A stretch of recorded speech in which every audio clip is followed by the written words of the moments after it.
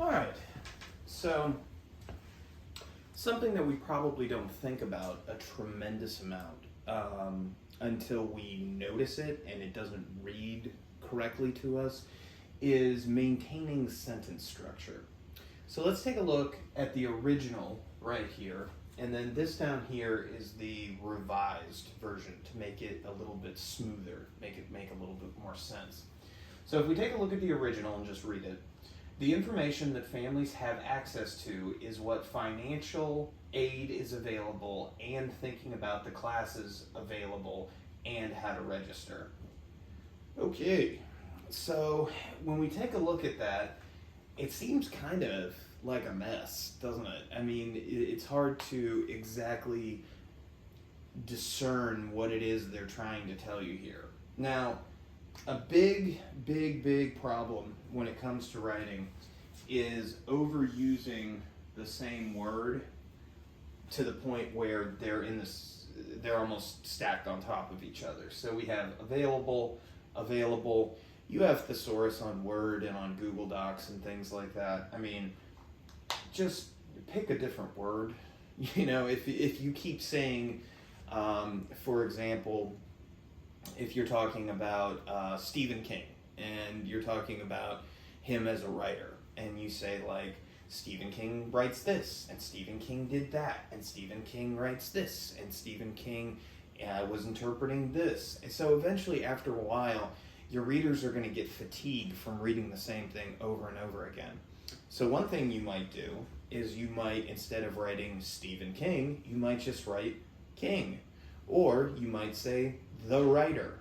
Or you may say, I wouldn't necessarily say the creator. That sounds a little bit too biblical to me. But, you can switch it up. Use different, same thing if you were saying like, readers would really enjoy this, or the audience would really like this, or someone who absorbs this might, respect this. So it's, all in all, what it is just varying up your word choice to keep it interesting for your reader.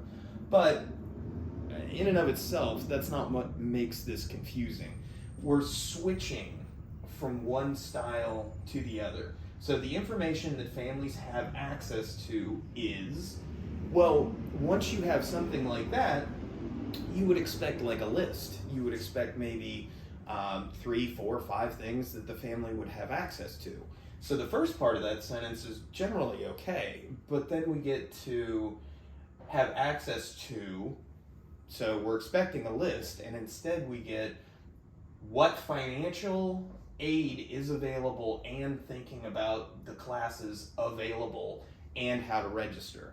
So yeah, generally speaking, I think what they're talking about is understanding how financial aid works, understanding how to register for classes, understanding what classes you would like to take, to pursue whatever goal you have of going to college or going to the university. But it just comes out as a mishmash because you're trying to slam a couple of different styles of sentence together. So in the end, to simplify it, you can see this glutted thing up here was the first sentence, and then we have a nice streamlined sentence down here. So revised to make it more of a list, which is what you would actually want in that situation, is families have access to information about financial aid, okay, class availability, and registration.